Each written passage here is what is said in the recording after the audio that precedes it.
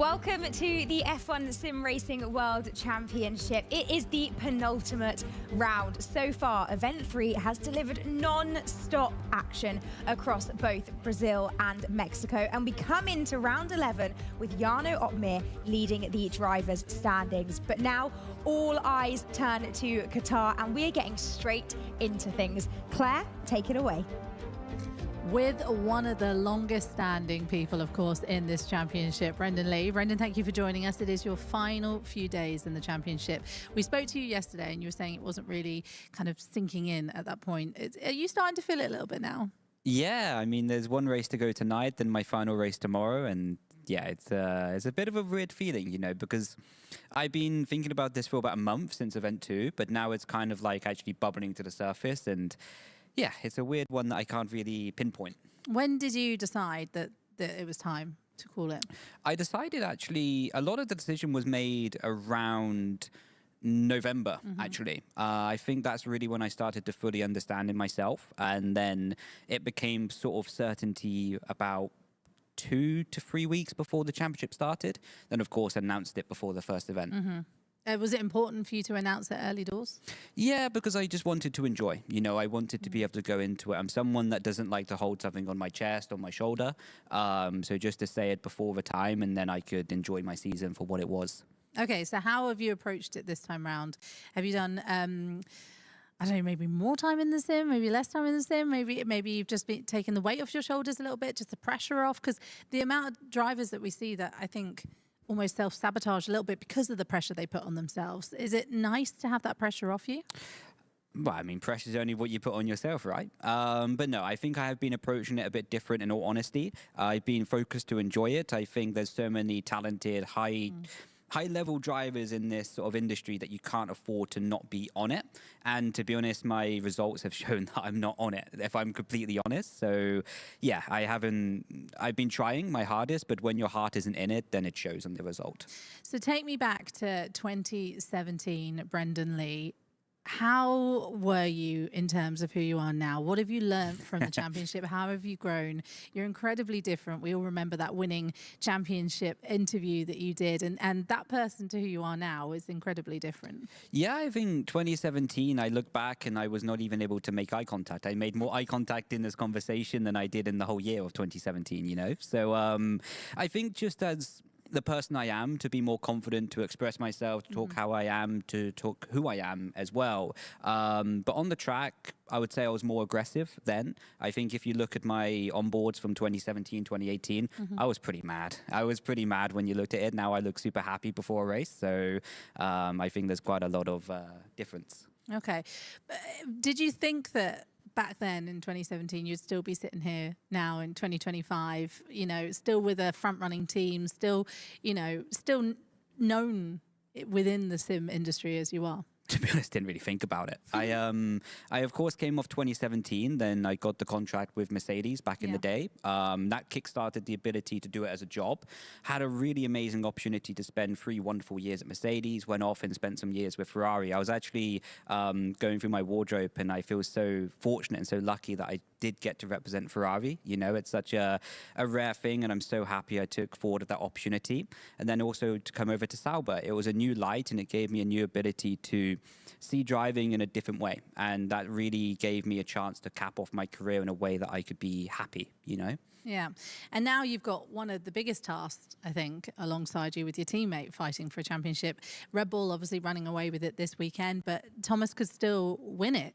How can you support him in terms of, you know, emotionally on the track? What can you do from here? Well, Thomas is a legend, you know. Of course, like today I can't do anything, you know, because I'm not racing. But of course, there's rules in the championship, so there's limitations what you can do morally and also on the track. But I think Thomas is a legend. He's, in my opinion, the fastest driver on the grid at the moment. I see him growing. I see the detail that he does in the practice, and I'm really proud of him. When I joined, I think he was 18, and he reminds me a lot of how I was at his age as well. And the exact mannerisms, how he made eye contact or didn't make eye contact, let's say. But how he's growing, the man he's becoming is really, really cool to see. And I love the journey that he's on. But I think he can win the championship. You know, he can come back. I think he can put it on pole in Qatar and then start bringing back momentum. But regardless, I'm happy for him. I'm proud of him as well. In the 2017, obviously to now, 2025, what would you say is your best memory of F1 sim racing? Best memory, I like lunch. When they did the hot dogs, it was all right. But no, I think looking back, my best memory aside from winning a championship, because that's a boring answer to give, I would probably say 2018 China really comes to mind because I was teammates with Daniel Beresney back then, and he was kicking my ass in practice, to be honest. He was absolutely obliterating me. Came 1 week before the championship started, was able to recover a lot of pace, a lot of time, and then was able to win the first 2 races back to back. And that's really what kickstarted my ability to gain confidence to then go on win the championship in 2018. Is he the toughest teammate you think you've had? I mean, not toughest because he's lovely. I absolutely love him. He is a big golden retriever. But I think toughest is also relative, you know, and I had the opportunity to be teammates with Beresney, had the opportunity to be teammates with David Tonizzo as well. He won the championship in 2019 and I spent my 2 years with him at Ferrari. But I think in terms of just being outpaced, I think Thomas has been the toughest. What do you think you're going to miss the most? Apart from my interviews, obviously. I like you love these. I like when they do lunch, especially when they have the sausage rolls. Why are you obsessed with lunch? Free lunch. Who doesn't like a free lunch? What are you going to miss from the championship that doesn't include food? Your interviews. Oh. There we go. Okay, what else then? Come on, give me something. What is it about this championship that's kept you here from 2017 until now? There can't be just lunch. Do you know what? It's that ability that no matter how you feel, it's on a stopwatch. Yeah. And if you feel good, you feel bad, you feel excellent, or you feel whatever, you have to perform. And if that's in practice or on the day, it's all about the stopwatch, and you go down in history for the performance that you do. Joris, for example, he didn't really have the best of seasons so far. Went and slapped it P2 in qualifying, you know? So these moments can change your confidence, change your life in so many ways. And that's what I think I'm going to miss the most. How much do you think F1 sim racing has actually changed your life and changed the path where you're going now? Oh, big time, because I think the place that I've got to so far in my life, like just in terms of mental, having the confidence in myself and who I am, I've been able to meet so many wonderful and fantastic people along that journey, and they have so many life experience that I've been able to learn from, and that's accelerated my learning process in life. So I think I owe F1 sim racing that so much, and also the people that I've met because of F1 sim racing. Brendan, we're going to miss you. We're going to miss you so much. I don't want you to leave. Could you stay? I'm going to miss lunch as well. Brendan, thank you for talking to us. Good luck for your final race tomorrow. I'm sure we'll catch up with you then. Thank Go you. Enjoy the racing and supporting your team, obviously, out there as well. Thank you, Brendan. Guys, let's head back over to the desk because it's time to go qualifying.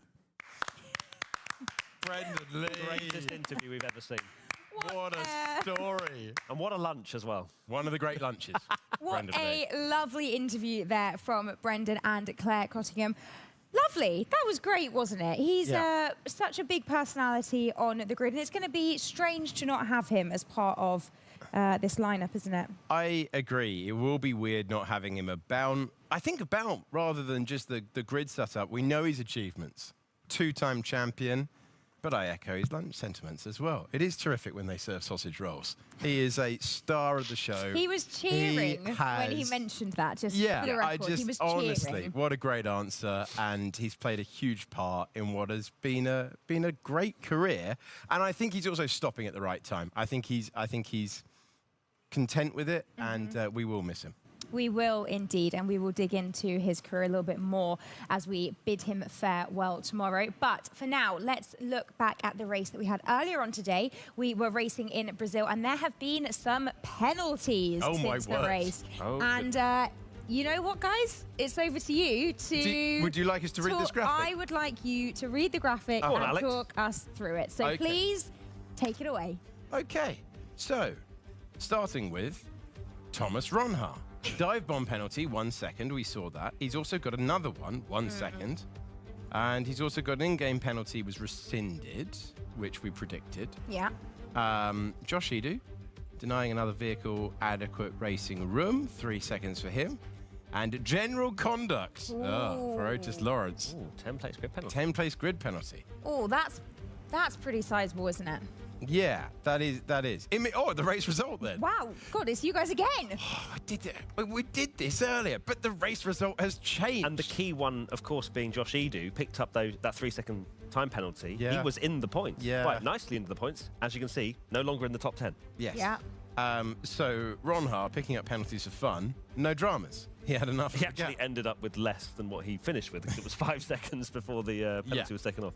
And then the key one, Josh Edu. There you go, down in 15th after a bit of a starring role in both quali and the race. But it was one of those days where you had to be aggressive, and sometimes it works for you, sometimes it works against you. But there you go.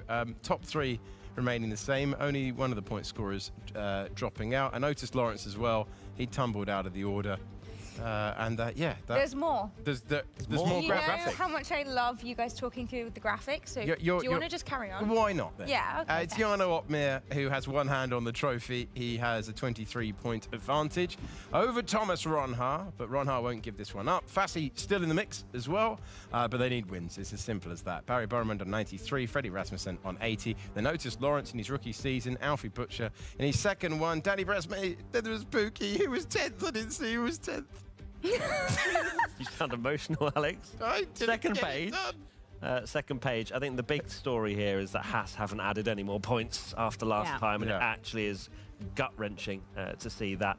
But yeah, the constructors now, and All this on is, one of course, page. Can't go wrong with very constructors. much up for grabs. You'd say that Red Bull looking obviously in the pound seats to win this one, but pretty close between Mercedes, Ferrari and Williams. It can change very quickly indeed. Still a lot of points up for grabs in these last 2 races of the season.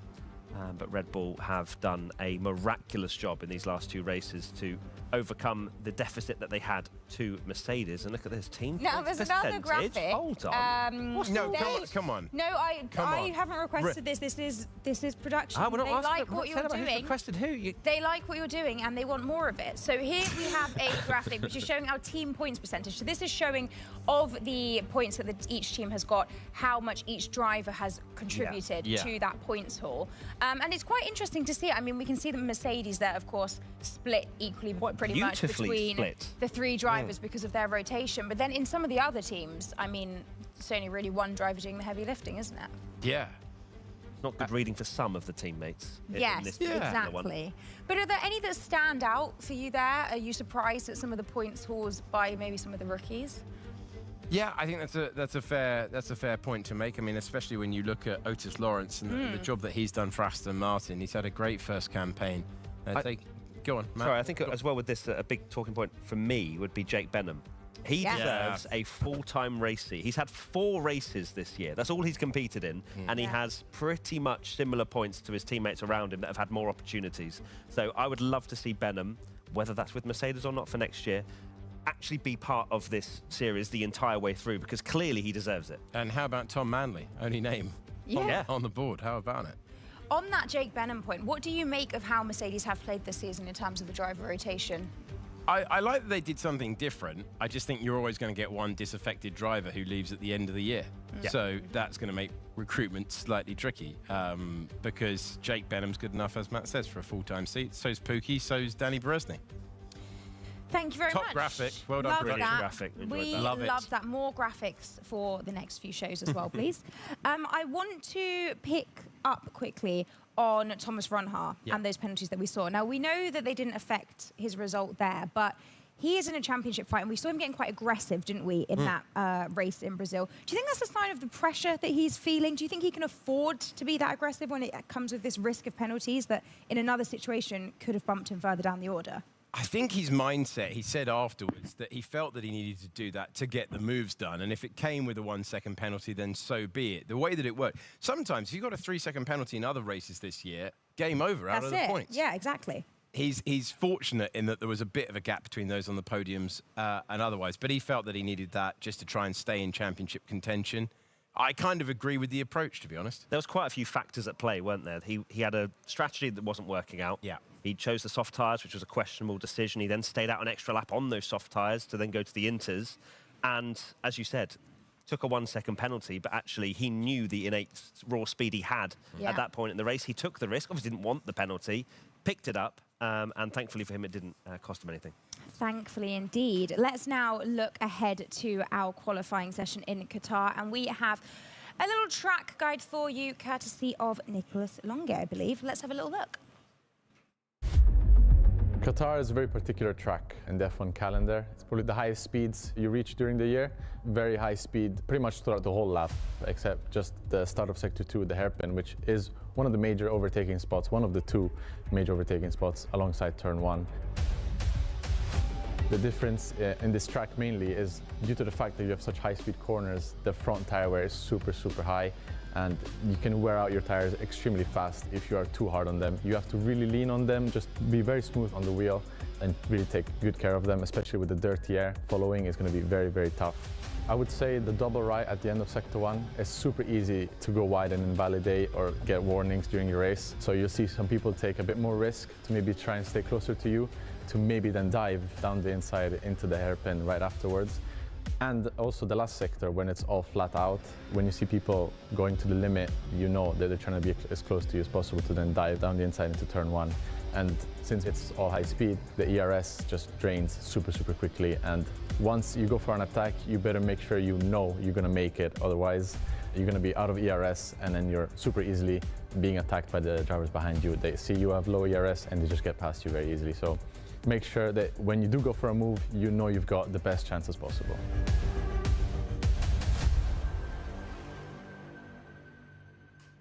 Lovely stuff there, and Marcel Kiefer joins us once again, which means it is time to delve into even more of the track data, the track characteristics. Marcel, what are some of the obstacles that you perceive coming up?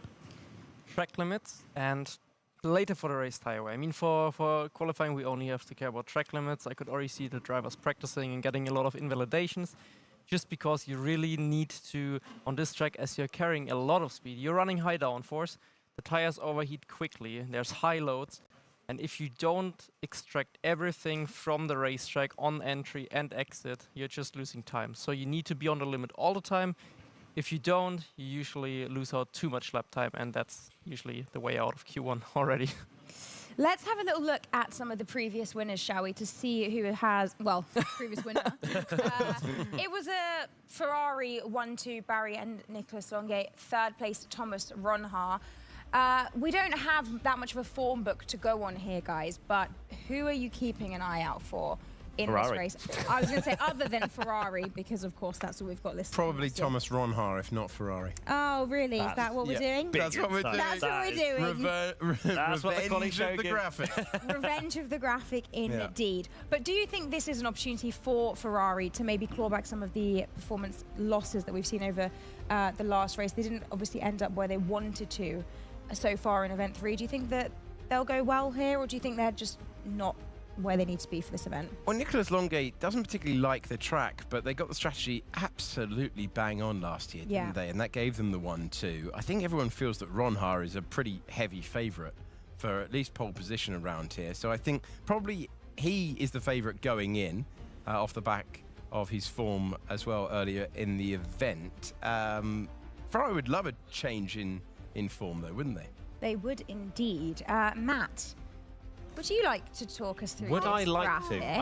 I think you would. want me to. I would love you to. Yeah, this circuit is fast and ferocious. Obviously built for MotoGP originally, but the Formula One cars have gone round here, and in qualifying in particular, it is just such an awesome track to watch. I think in this game as well, it's a lot easier to overtake than perhaps in real life.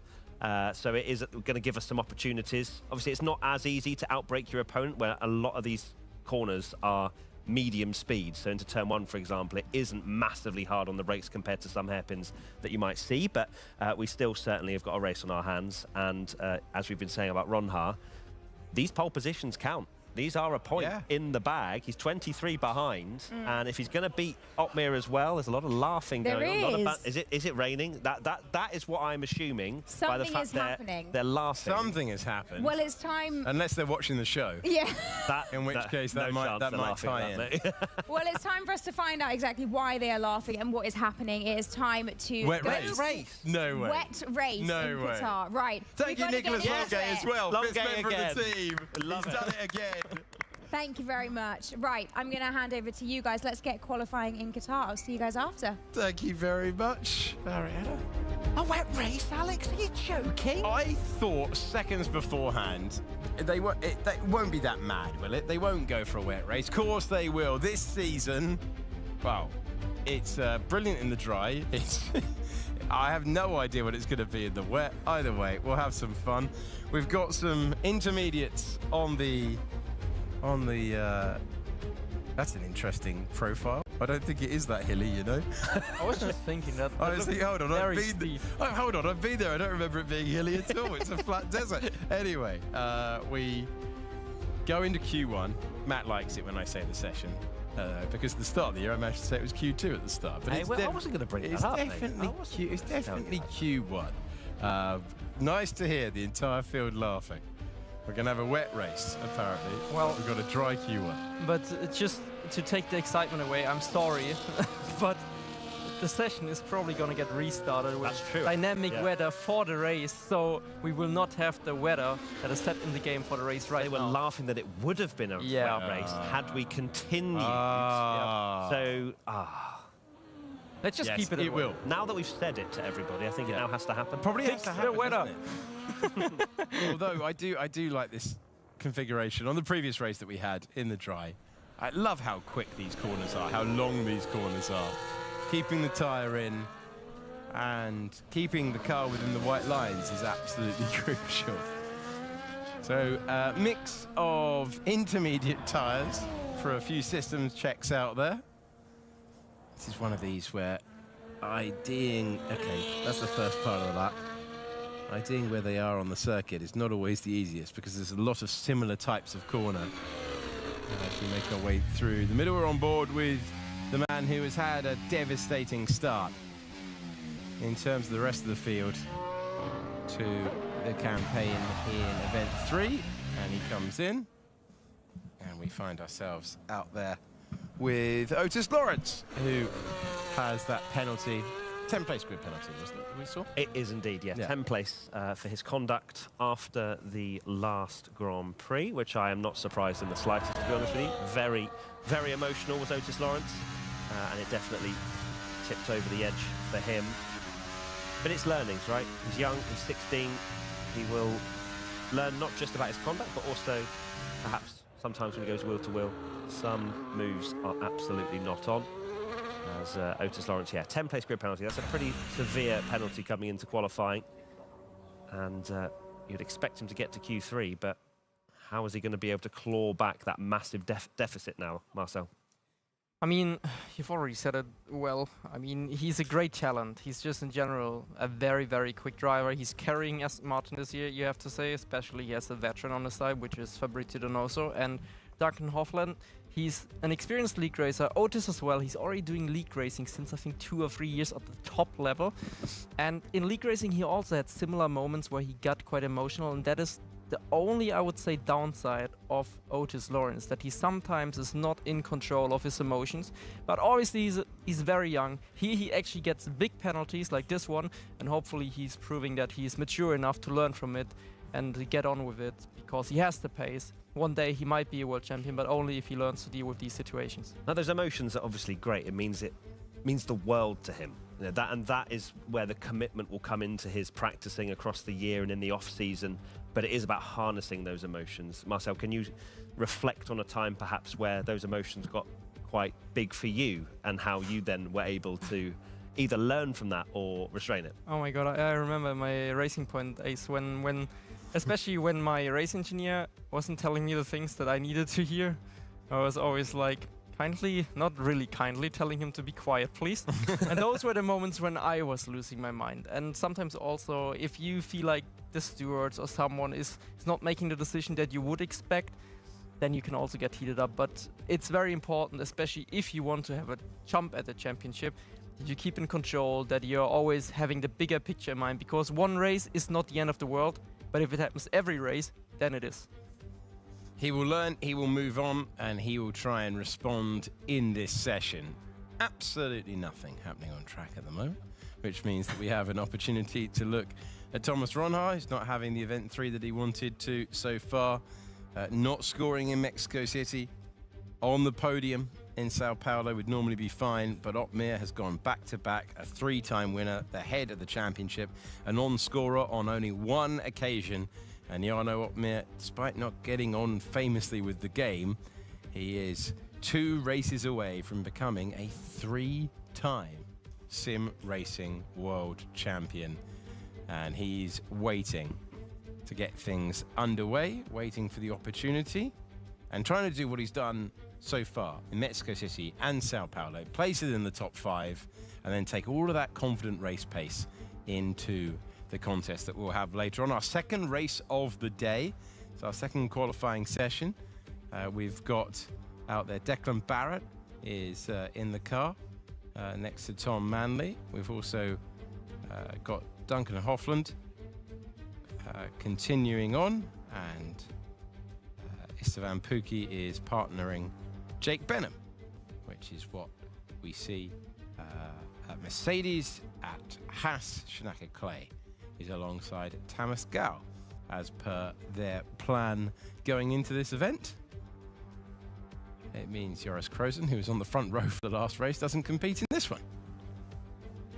I'm sure we'll get into the connotations of the championship in the pre-race show later on, but it could well be done and dusted for Jarno after Qatar. He'll only have to outscore Ronhaar by, I believe, 4 points in order to win the championship. So a W for Otmir tonight, and that will be the championship signed, sealed, delivered. I mean, 3 races in a row, as Joni Tormler, nice little wave to camera. If he wins 3 races back-to-back, then deserving. You can't even question it, can you?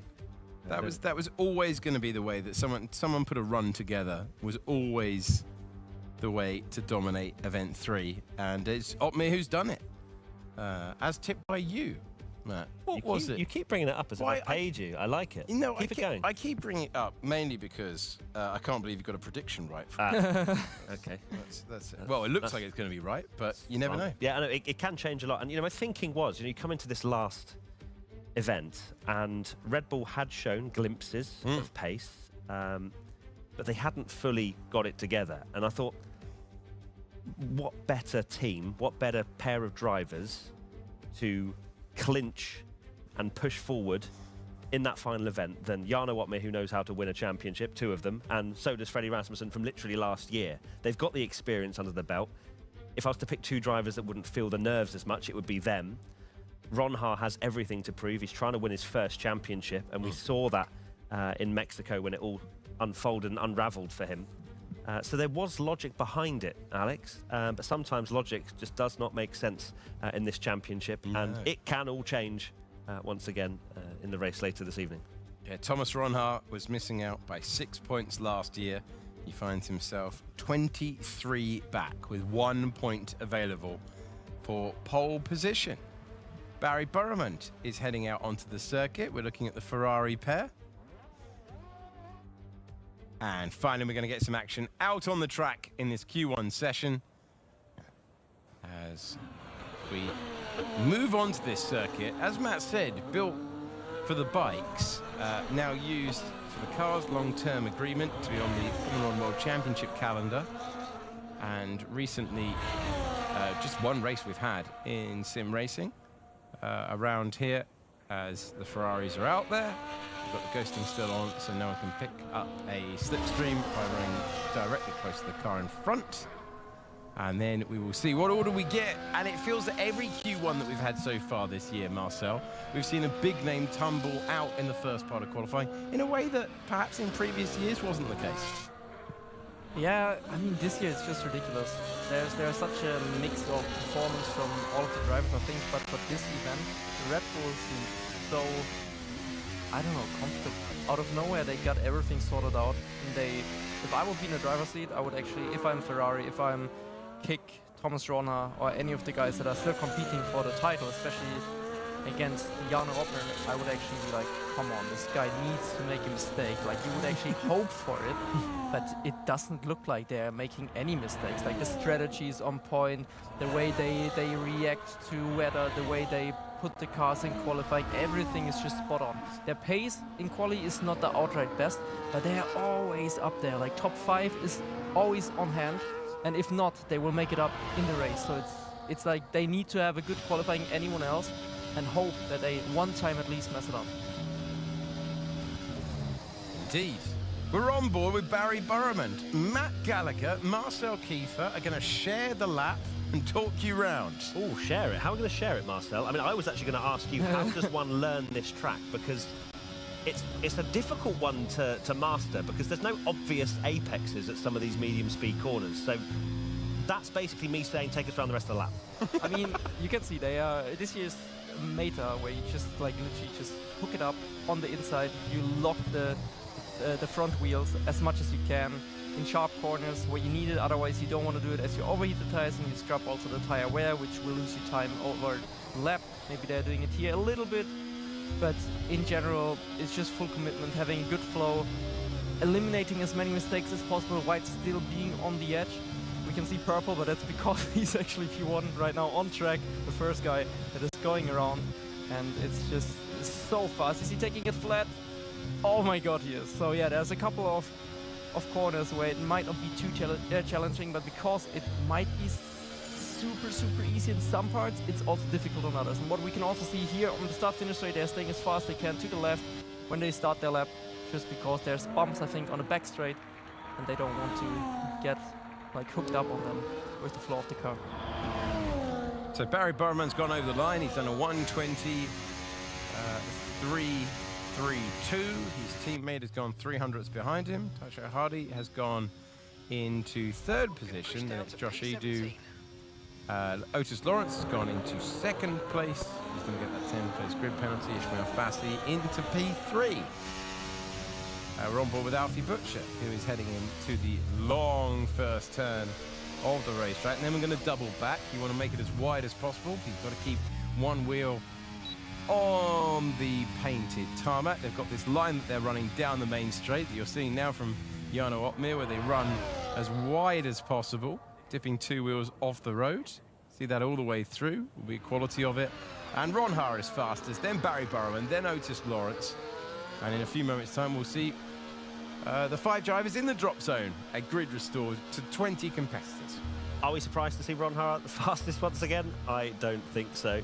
That is a big lap from him. I don't think he'll have to go again, because that is almost a 10th clear of Burman in second place, which is a pretty big margin if you've been watching this season and the F1 Sim Racing World Championship as a whole. So really nice from Ron Hart. And you look a little bit further down, Jarno Oppmer, of course, has our attention as well as the championship leader, 8th after that first run, so he'll have to go again. And Ishmael Fassi, pretty strong performance from him in that first run as well, P5.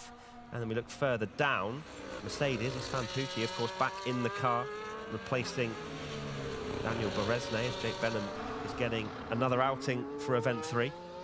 But we're seeing a slight move away from the front-running speed that we've seen from Mercedes. Marcel, what do you kind of make of that? To be fair, I feel like Mercedes was never really front-running this year in terms of pace, but they just did a very solid job on taking points when it mattered, and also the racecraft of Benham was amazing in every occasion.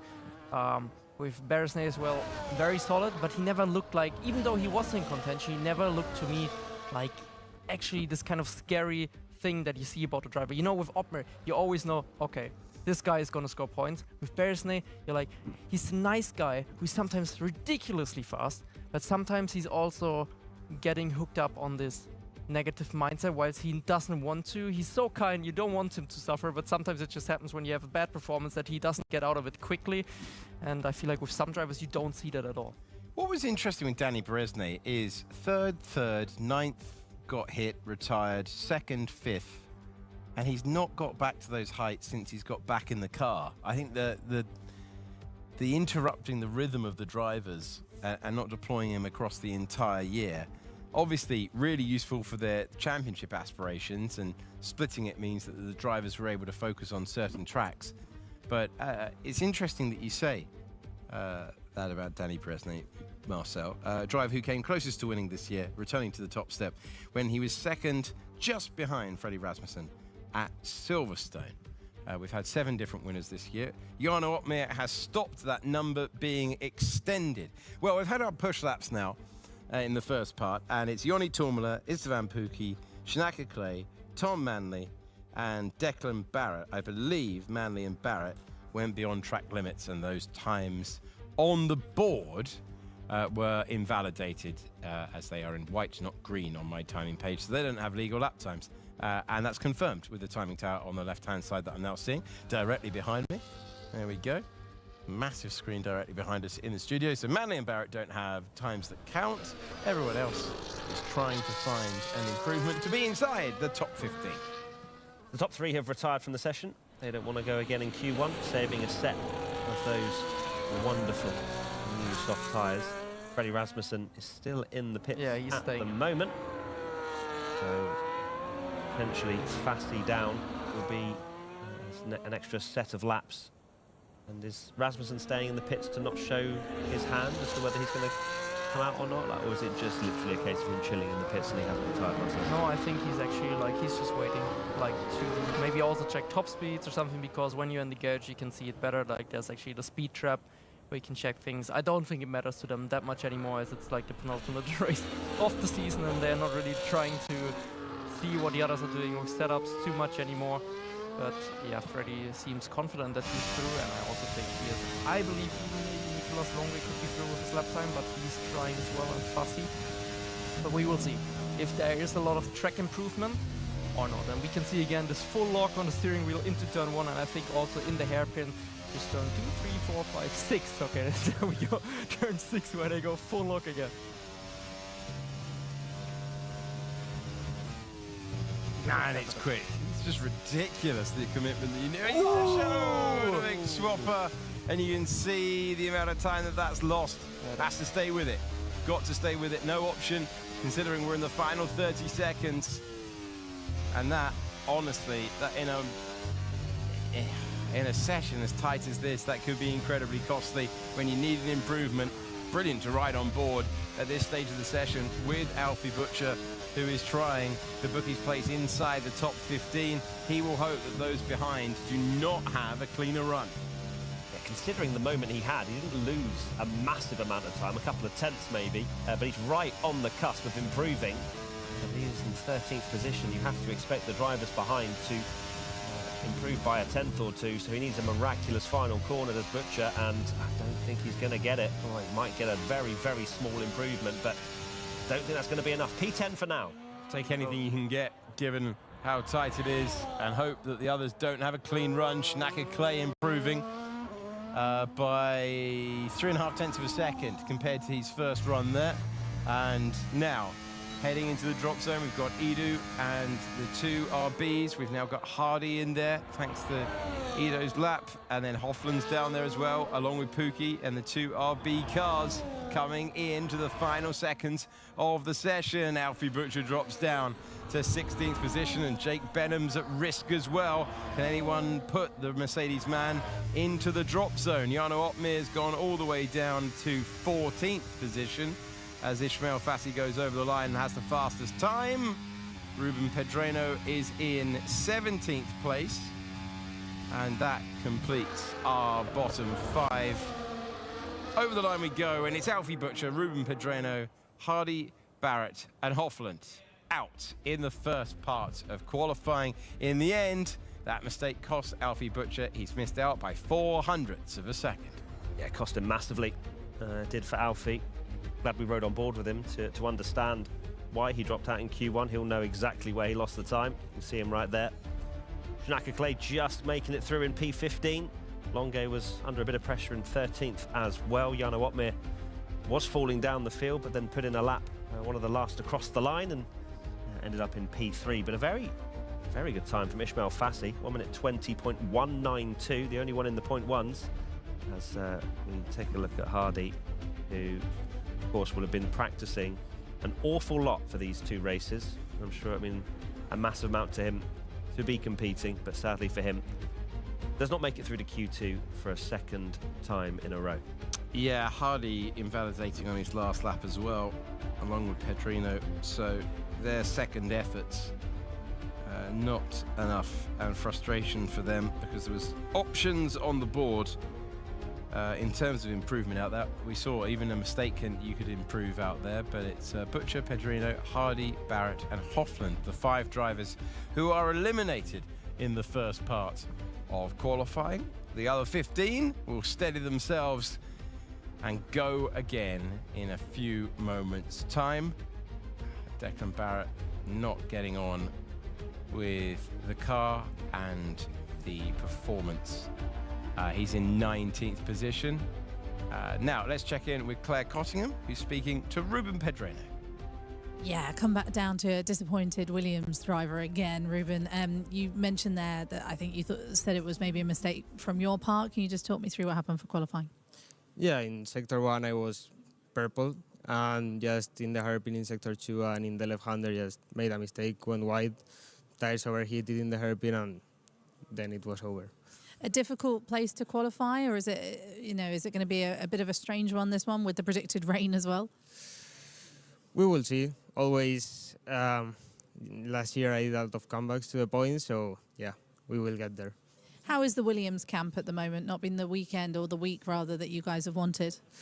Well, we are confident. Like my teammates did an amazing job last race with the rain and like the engineers, an amazing strategy. So we are confident that we can keep going, and yeah, we will get the points. Okay, still plenty of points to play for in the race. How are you feeling for that? Yeah, we will get to the top 10 for sure. Okay, top 10, fighting talk like that. Thank you so much for talking to us. Sorry, it's at this point in qualifying. Thank you. Thank you, Claire. And unfortunate stuff from Ruben Pedrino. But we appreciate everyone talking to us. He climbs back into his rig as per the regulations. And we put 15 minutes on the board and we go again. It's an almost silent studio at the moment because we've had the intensity of Brazil. I feel that Brazil being the first race as well has taken an enormous amount out of everyone behind us. Including us. Definitely us. Definitely us. And everyone pouring out onto the circuit once again. So we're going to have some old tyre runs. But I'm really enjoying seeing the drivers have to work for the ultimate pace around here. We'll also get a better look at our competitive picture. To tell you, if you're just pressing play and getting up to speed with the day so far, Thomas Ronhaar put it on pole in a thrilling Brazilian qualifying session earlier on. We then had a wet, dry and then wet again race where Red Bull took a 1-2 finish. Jarno Opmeer going back-to-back with victories yesterday evening and this morning, early afternoon. A strong performance from him, and it leaves him 23 points in the lead of the championship, heading into this, the penultimate race of the season. And we are out immediately with everyone but Joni Tormela, who's chilling like a villain in the pits at the moment. And he finds himself the only one to do so. Everyone else is out there for the time being. And you'll see the top 15 on the left-hand side, including just the one McLaren. Lucas Blakely, our former champion, not had the season that he expected, not had the season that McLaren wanted. Tough campaign. There's a mixture, isn't there? We have Brendan Lee heading into his final day as a competitor in the Sim Racing Championship. Tomorrow you have others looking to get these seasons in the bin if it's not gone to plan for you. And as Marcel's been telling us, with a bit of glee, because he doesn't have to do it, the new build of the game available to all of these drivers on Monday morning. So the entire process starts again, and we're on board with Otis Lawrence. He wants to minimize the damage of the 10-place penalty, and I'm loving that they're on the absolute brink of adhesion on the exit of turn 2. Great corner. Yeah, I told you the story there of what type of tyres he's currently on, Otis Lawrence, but you can just see what we were speaking about in the pre-quali show of how they have to be within centimetres, millimetres of the track limits around this circuit to extract the speed that they need around here. Otis Lawrence fully dialed in on this lap, even though it won't be the one that he'll try to exit Q2 into Q3 with. And again, you can see the tyre temperatures are skyrocketing. The DEG is also going up. This is very much just a banker reference lap. So it's a banker lap. It won't be anywhere near the pace that he'll need. But it just resets the mind, resets the brain. And Lawrence will go again with a fresh pair of boots. But awesome to ride on board with Lawrence through here. As you say, looking to bounce back after a difficult Brazilian Grand Prix. No points scored for him, and the penalty into this one. As over the line he goes, as Ronhart eclipses him immediately with a 20.492. Only his second non-point score of the season for Otis Lawrence. The Welshman had the 13th place in the Netherlands and was trying to improve his points-paying position, and it didn't go to plan. 14th in the final classifications in Sao Paulo. He's been on the podium on 2 occasions, including winning in spectacular fashion in a drag race to the line in Saudi. Memorable moment in what has been a wide-open season until Red Bull took it up a gear in Event 3. And Freddie Rasmussen has been playing the team game.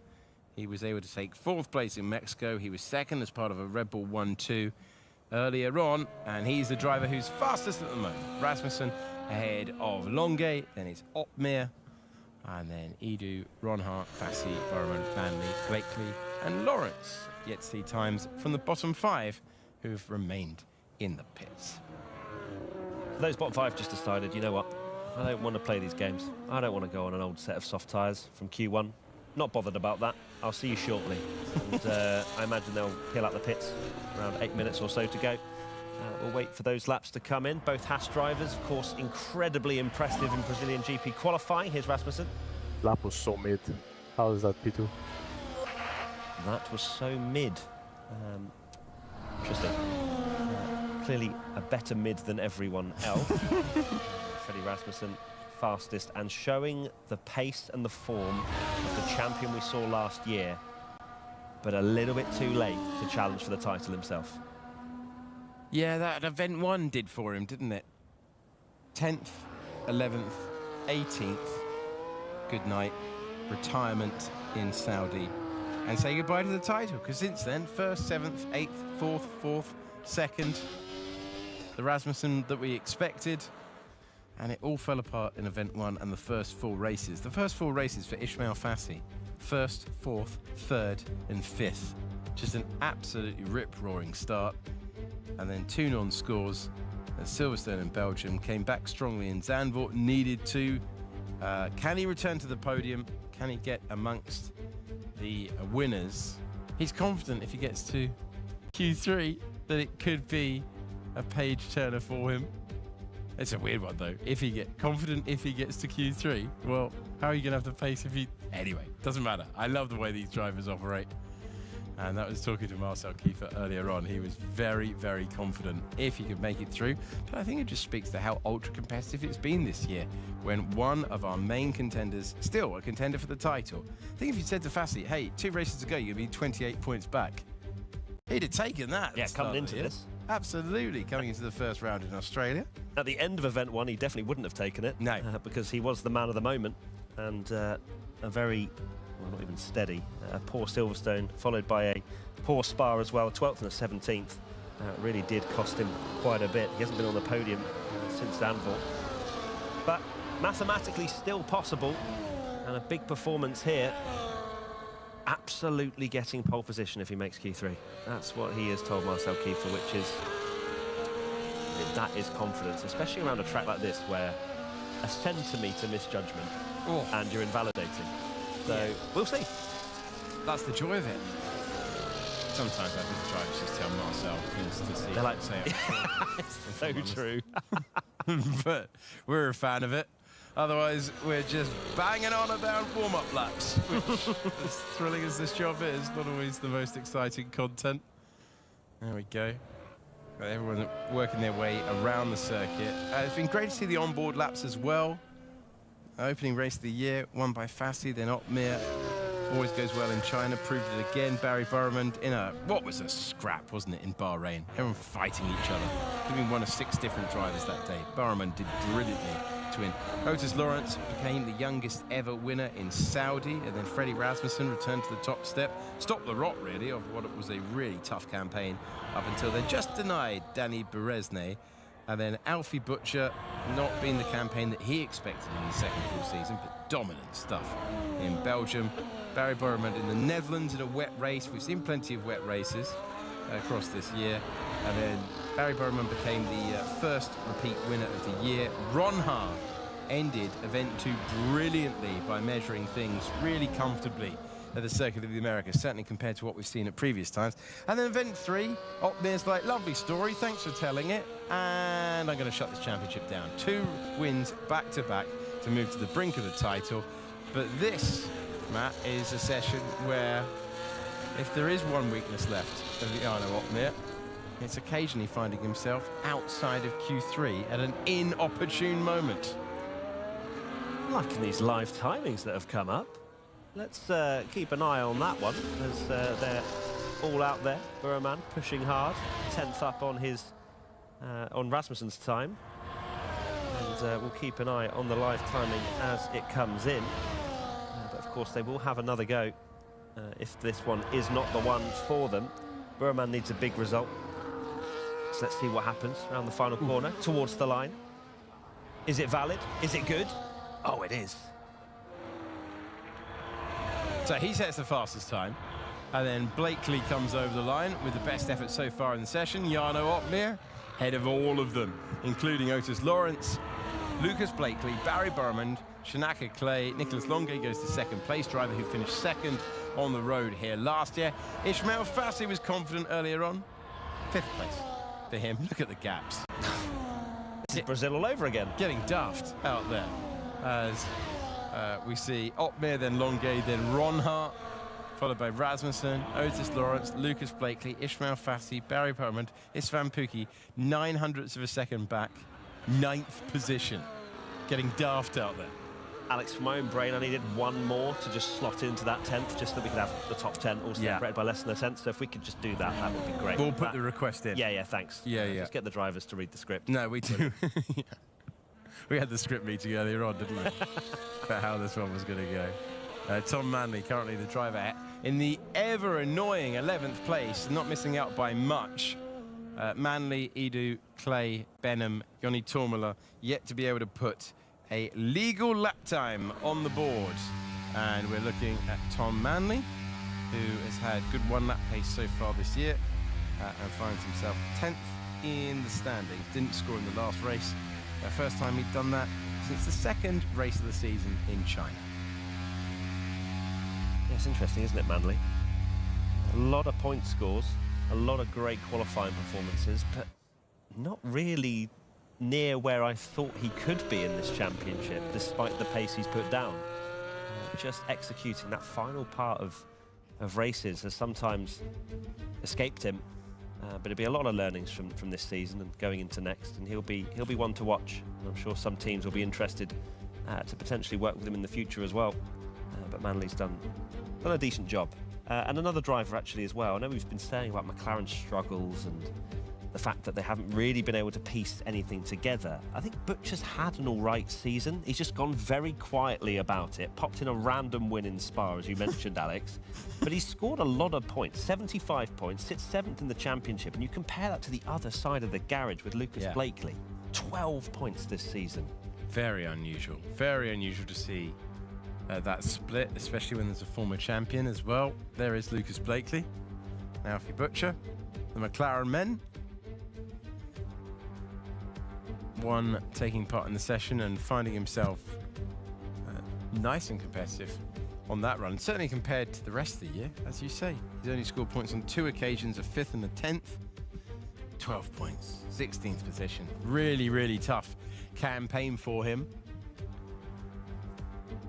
And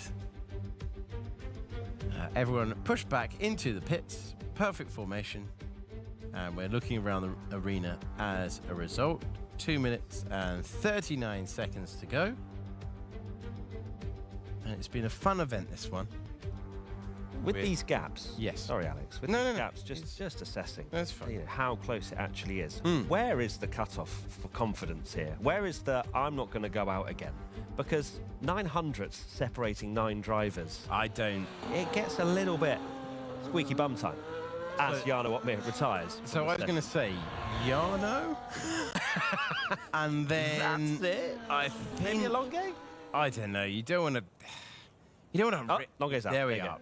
You don't want to risk it. I mean, you'd be surprised, wouldn't you? But you don't want to risk it and get egg on your face at this stage of the season. You know? Like, say you're Tom Deacon and you've booked a fly fishing trip.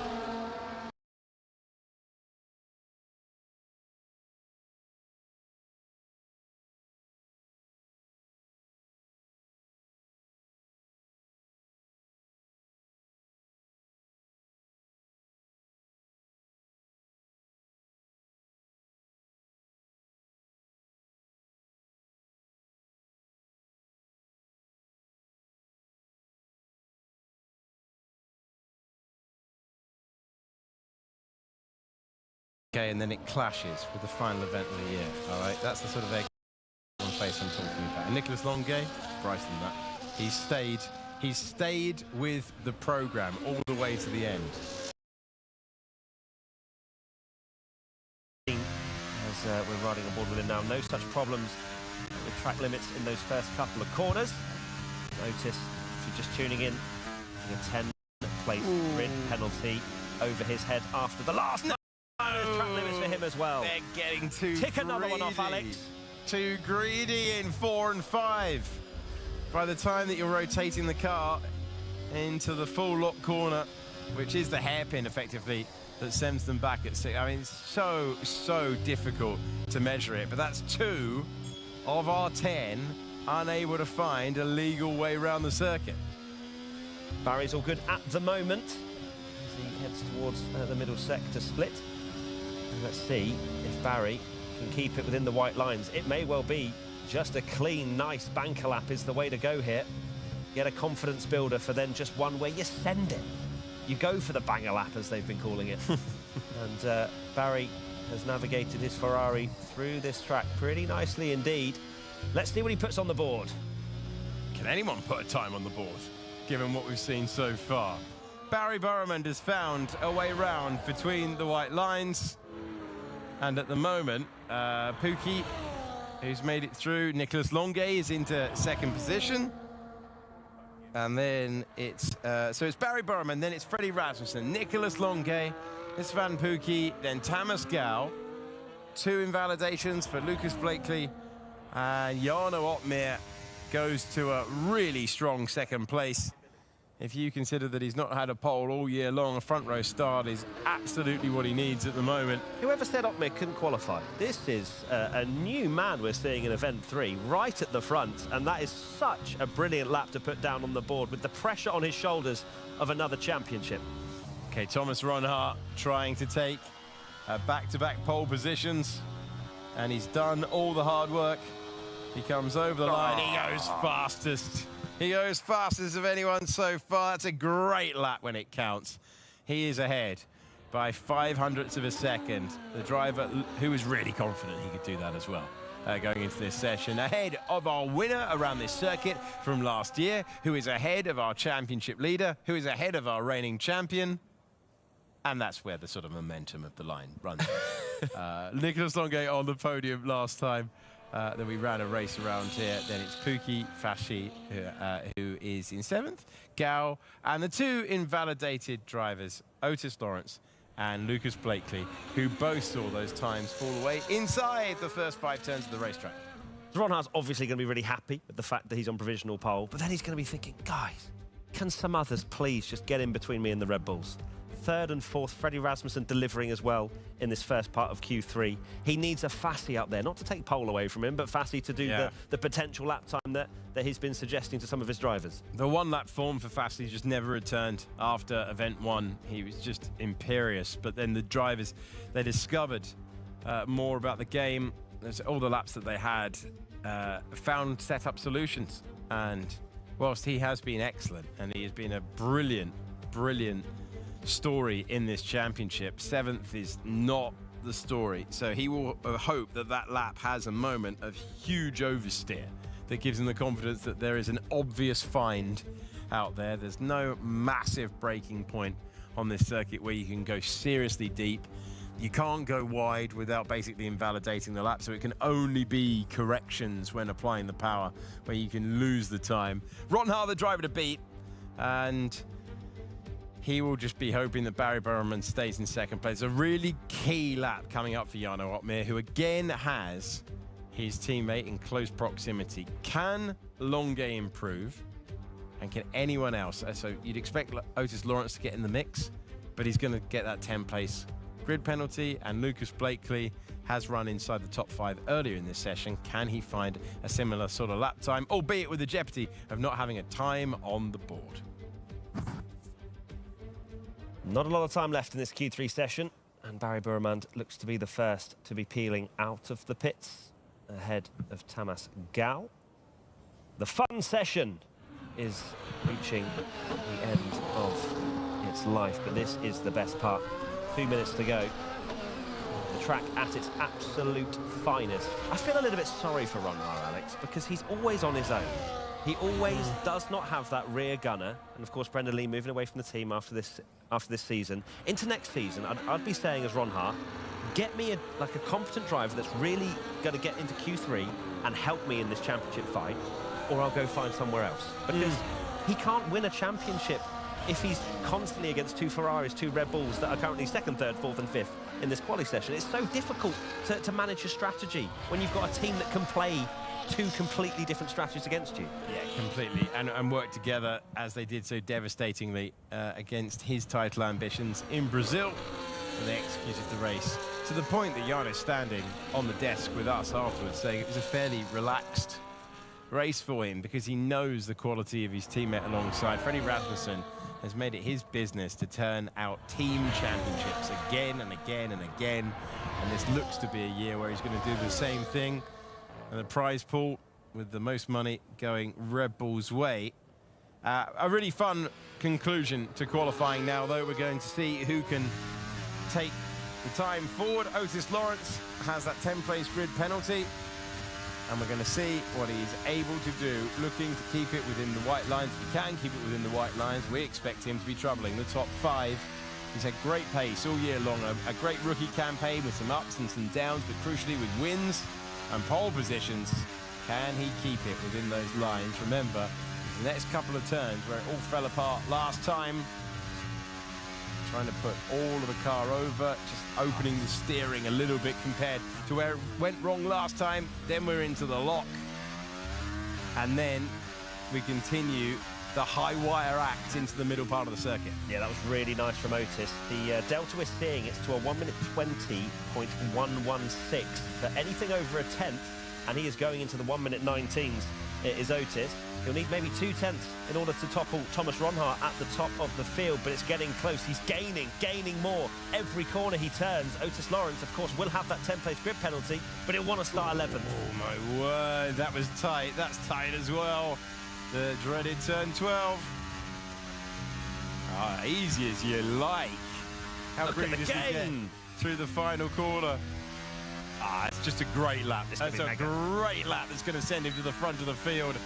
So Ron Haar is going to need a response. Otis Lawrence has a 10th-place penalty, but he has provisional pole as it stands. We'll call it across the line. Barry Burman, great time. Tamas Gal to 6th position. Burman with provisional pole. Who's next up? Lucas Blakely. Didn't find a legal lap last time. And he goes up to 4th position. Wanted more. Nicolas Longuet takes 4th away. Jarno Opmeer leads the points, but he's only in 6th. Ismail Fassi puts him down to 7th. Freddie Rasmussen gets it to 4th. Esteban Pookie.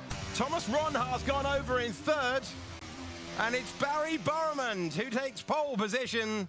It will be Ron Haar on the front row after the penalties applied to Lawrence. Rasmussen is in 4th, and it's Longuet, Blakely, Fassi, Opmeer, Pookie and Gal. And hold on a minute, this championship isn't done yet. It certainly isn't, and that is exactly what the F1 Sim Racing World Championship is all about. Otmir will start 7th, Ronhaar will start 2nd. Of course, Otmir's teammate, Rasmussen, doing a fantastic job to begin the race in 3rd later on. Ronhaar needed that point, and she missed out by 0.02 of a second. Let's have a look at the gaps. Yeah, actually, it was a big gap between Ronhaar and Rasmussen of 0.08, Alex. So pretty massive considering what we saw in Q2. But Barry Burman. What a great lap, Barry Burman. Our winner here last year, but he really turned the wick up at the end. He certainly did. That's the kind of performance he needs, but sadly, for the Drivers' Championship, a little bit too late for him. But he can certainly do something for Ferrari in their fight with Mercedes. Mercedes, of course, slightly on the back foot at the moment in terms of their pace. Pookie down in 9th. But yeah, if Barry Burman can turn that into a victory, they could well challenge for P2 in the teams. So Barry Burman, Thomas Ronhaar, Freddie Rasmussen and Nicholas Longuet will be our top 4. Otis Lawrence missing out by 13 thousandths of a second. But that 10th place penalty from last lap, I think that's what'll frustrate him. Last lap move. And it wasn't for a win. It wasn't for a podium. It was just the frustration of having followed for so long. And in the end, it's scuppered his chances because he looked really, really good there. That was a great lap considering he didn't have a banker on the board. But 10 places down, and you'd rather have the pace and know that there are just a few things to finesse than not have the pace at all out there. Let's hear from our pole sitter. Barry Burman is speaking to Claire Cotty. A tricky circuit, of course, but you managed to master it better than the other drivers out there, and you've taken pole position. A perfect time as well to be taking pole position. The championship really is on a knife edge. Yeah, I mean, first of all, super happy with the pole. But yeah, our championship journey is already looking great after last race. I mean, in the quali, it was basically the easiest pole of my life. And it's like, you know, a footballer have a penalty and you fully fly it outside of the goal. But, you know, it's a pressure. It happens. It was really hard to, you know, get on with it, but nothing you can do. And then, but in Qatar, yeah, I felt quite confident in the practice and in general, and I'm super happy to get pole again, back to back. I guess it's just a Brazil that is just never working for me. You remember last year as well. It's just a Brazil. I will be super happy to remove that track from the calendar. But yeah, I mean, I'm super happy with pole. I don't know how the championship is. I don't really want to know. I just want to go race by race, session by session, and hopefully we can get the best result possible.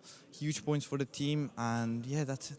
Luckily, I can't do the maths that quickly, so I've got no idea about the championship points. You are always such a passionate driver. Let's hear, you can't hear it, but I can hear it, the reaction that you had when you crossed the line. Happy 4, happy 4. Vamos, vamos, come on, man. Easy. Did I say vamos? Someone said vamos to you. I mean, learning from the Spanish friends from Williams. It's so important, though, isn't it, to really... we talked about how hard it's been for Ferrari this entire season to at least finish on a high. Maybe the championship might be over, but at least for you guys, it shows the fight back that you can do for Ferrari. Yeah, I mean, obviously, you know, I mean, I personally go into the season genuinely quite underperformed of what I was looking to do. But, you know, this is life. And it's like sports, you know, even the really better players, I would say like some players like Cristiano Ronaldo or Lionel Messi going into the season, sometimes they just don't perform as much as they want. And it's just, I guess, happens. But yeah, I mean, after the season, whatever happens, I'm just going to refocus on the next 2 races. And we're just going to sit back with the team, check it out, analyze it and see what I can improve, what went wrong.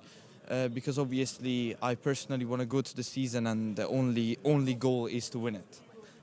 But yeah, that's it. That's the goal. Are you our Ronaldo then of sim racing?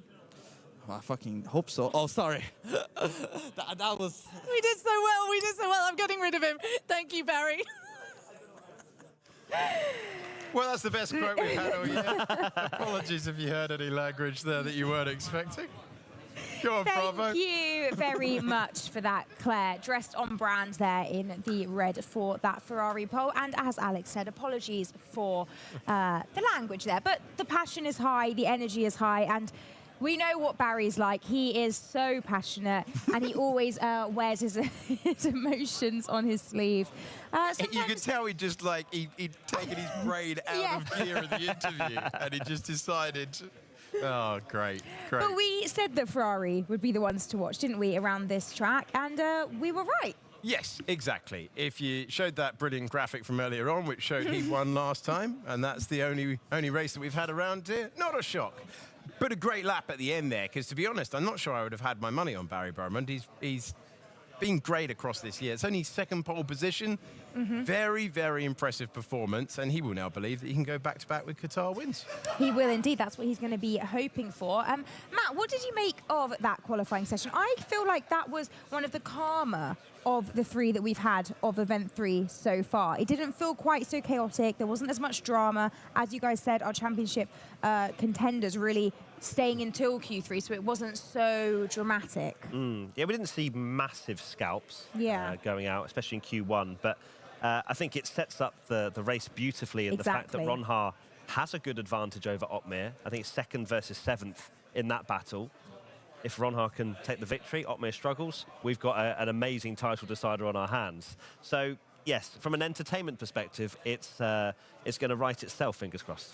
It is indeed. It set us up very nicely for that race. And we are now going to move over there to Marcel, who is going to take it away with a look at that pole lap. Over to you.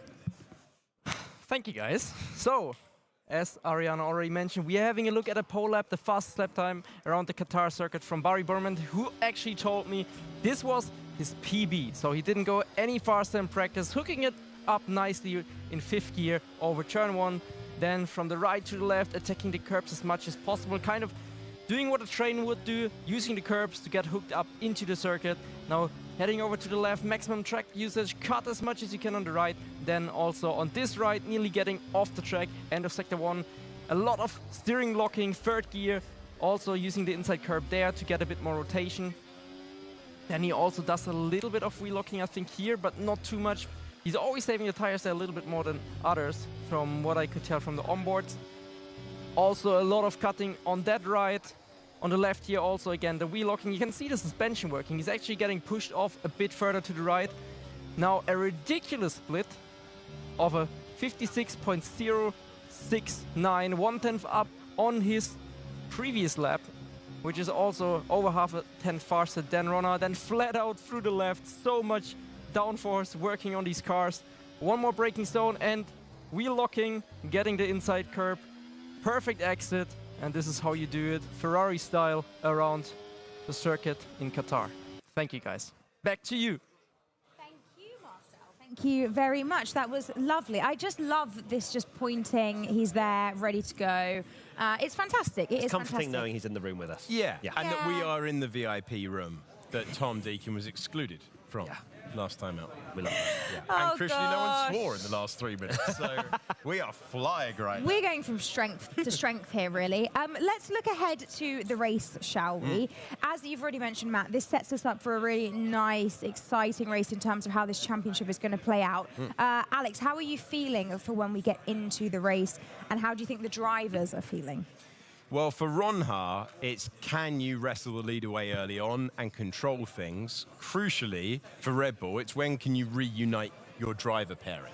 Because when you've put those two line astern, they've just been magnificent. In Mexico City, they worked so well together. Freddie Rasmussen got out of the way. Jarno Otmir knows that he got out of the rig. I was watching his expression. He's just shaking his head. He's not shaking his head at the prospects for the rest of the race. He's just like, okay, that qualifying has not gone to plan. He will still expect to minimize the damage. I think Ron Haar's going to finish ahead, though, in all honesty. Just how many points? Oh, well, it won't be long until we find out, but let's pause for a second there and head over to Claire, who is with Thomas Ron Haar herself. Definitely still, obviously, in the hunt for a championship, aren't you, Thomas? It's fair to say it's been a bit of an up and down couple of days for you. How are we feeling? Just 20-odd points between you and the top driver.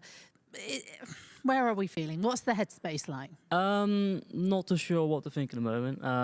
Obviously, starting way ahead of Jarno in such a hard track to overtake is obviously nice. Anything can happen in these races, even in tracks where you can't overtake. There might be some team play like in Mexico, for example, with the V Cup drivers. But yeah, it's gonna try my best. Realized 2 minutes after I was actually second because of Otis's. I find it unfair pen, but yeah, it is what it is. Yeah, I think we're on board with the lap at the moment. The first set you can see right there, the cut was absolutely amazing. Gained 600s. This sounds like an excuse, I'm gonna say. I saw, I don't know what it was, but there was something flashing after, like beyond my screen. I don't know if it was a cameraman or something else, but yeah, it was not nice, let's say. Okay. Yeah, the lap itself was still very solid. Definitely Paul was on.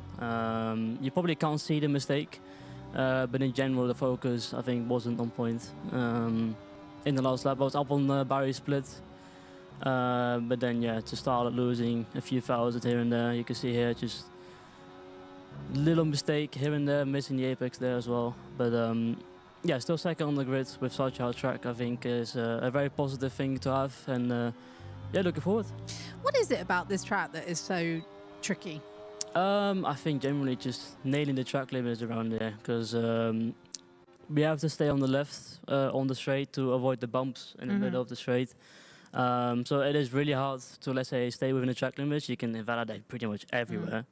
So yeah, being on the limit can give you, let's say, P1 or 2, but it can also be last. So it's hard to nail the lap around there, and that's why qualifying is so important. Let's talk about your headspace a little bit, just in general this season. I feel like you're a lot more relaxed, Thomas Ronhaar, from what we saw last year. I feel that there has been a change in you, a bit of a shift. Do you feel that's the same? Compared to last year, definitely. Of course, you know, experience, you grow as a human and obviously as a driver as well. Yeah, just generally trying to do the best I can in every single race. Of course, I've been a bit unfortunate in the first two races, but maybe my luck can turn around in the coming races, and then, yeah, I'm sure we can still fight for the championship. You're losing a very big character alongside you to the left of you. Brendan Lee is leaving us. He is retiring from F1 sim racing. Yeah. How big of that is a loss for you? Does it feel like it's going to be a big, you know, hole in the team? We don't want to give him too much credit. No, I'll give him a lot of credit. He's obviously, first of all, two-time champ. Yeah, one of the greats that will be forever in F1 esports. Yeah, especially as a human, he, especially mentally, he really helped me, supported me in the hard times. I think it's already 2 years ago with, obviously, I'm not even going to mention what was happening. Yeah, we all know. We all know. Yeah, I think as a human, he was really an amazing guy. I think probably the best guy I could have had on the grid in terms of that. So yeah, he's going to be definitely one to miss, unfortunately. But yeah, I'm sure he'll be supporting and watching and maybe be involved in some sort of way for esports, who knows.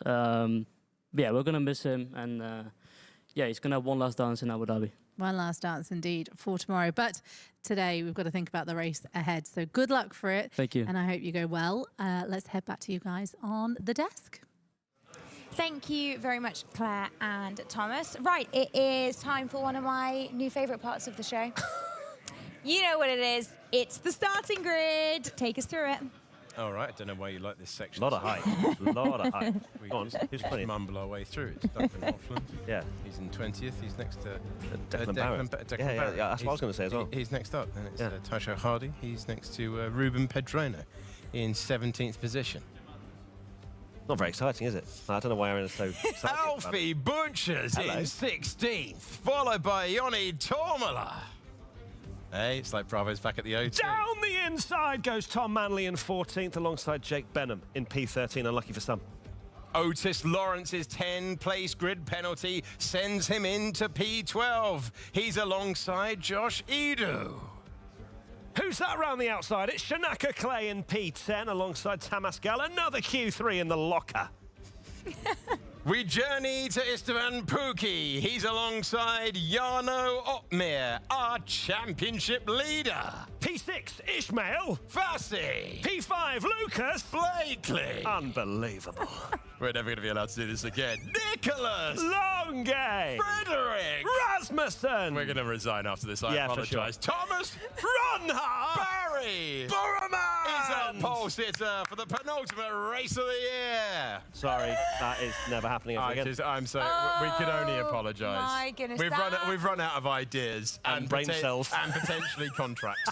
So That was beautiful. Thank you. That was my Thank you. favourite yet. yeah. Yeah, I don't think it was Thank anyone else. you. but I'm that's- just That gonna was a roller coaster. You WhatsApp really my reeled us resignation. in there. Yeah, add mine reeled in as us well. in, and then wow. Yeah. So that was your starting grid for our race. Yeah, at well the done, Barry. Sorry for discrediting your amazing effort in qualifying with that nonsense. Barry Brumman will start on pole position for our race later today. But that is all for now from the qualifying show. We'll be back to take you through the race very shortly at the Losail International Circuit. But have a little breather and do join us again, and we'll go racing. Thank you so much.